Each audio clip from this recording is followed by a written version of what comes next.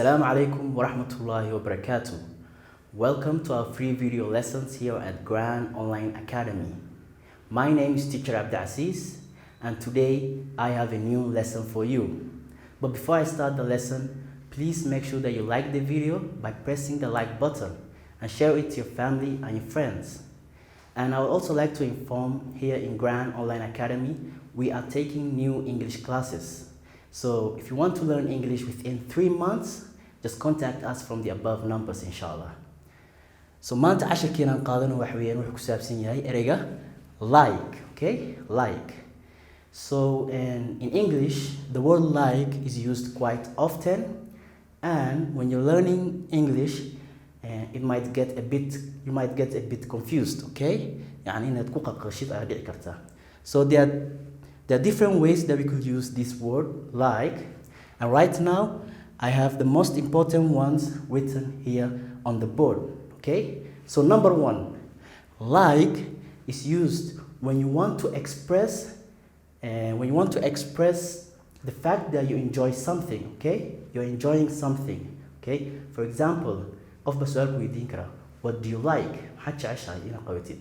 I like to play football, or maybe I like to read, or maybe I like to go on a hike, or maybe I like to drink coffee, okay? I like to drink coffee. So here like indicates, it indicates your personal preference. Waxaad jeceshahay inaad qabatid markaad qabanaysid naftaada ay ku qanacsan tahay bay ku faraxsan tahay, okay? So I hope this one is very clear. And also it's the basic one of the basic ways to use the word like, okay? So number 2, like is used to describe personality or a character, okay? For example, what is he like? What is he like? يعني halkan like indicates waxay tilmaamaysaa describing personality or character. يعني inaad qofka ku ogaatid his shakhsiyadda ama shakhsiyadda qofka ama inaad ogaatid dabeecadaha qofka. What is he like? يعني qofkan qof noocee ah, shakhsiyad noocee u leeyahay. Maybe he's a talkative person, maybe he's a nice person, maybe he has a nice personality, and maybe marka waa xayeen shakhsiyadda qofka weeyaan. So for example, what is he like? What is he like? Okay? So like indicates describing personality and character. Number 3, like, would like, okay?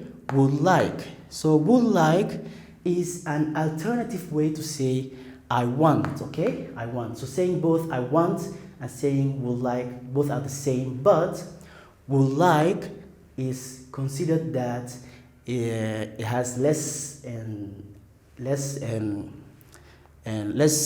demanding, and it's more politeness in it, okay? So waxa ku jira more politeness, xushmad ba ku jirta. So saying I want is a bit demanding, يعني qofkii baad qasbaysa. I want to drink coffee, I want, يعني waxa weeyaan xushmadii meesha ka baxaysa. Like halkan would like, saying would like is a bit waxa weeyaan more polite.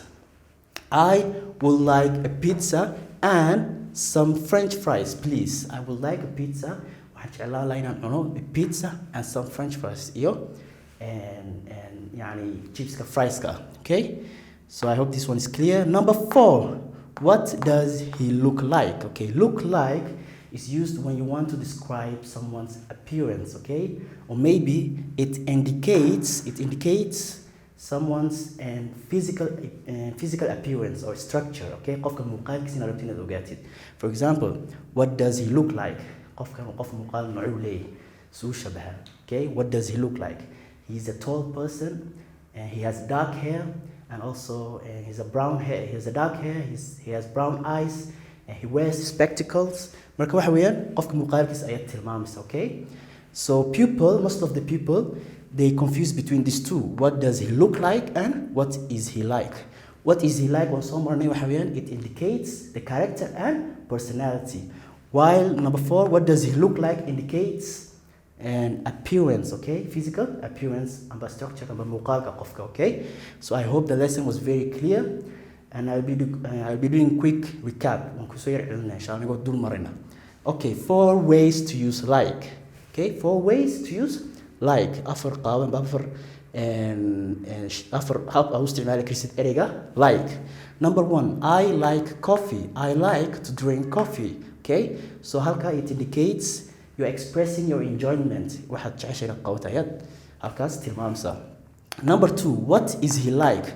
To describe personality, what is he like? qofkan qof nooceeya. Number 3, I would like a pizza and some French fries. Okay, I would like waxa weeye waxaan rabaa. Okay, it's the same as saying I want, but a bit more polite. Number 4 is what does he look like? qofkan qof noocee weeyaan qaab yani muuqaalkiisa laga hadlayo qof structure noocee leeyahay. I will what does he look like? So appearance laga hadlayo inshallah. I hope the lesson was very clear, and inshallah that will be it, and see you next time. Assalamu alaikum wa rahmatullahi wa barakatuh.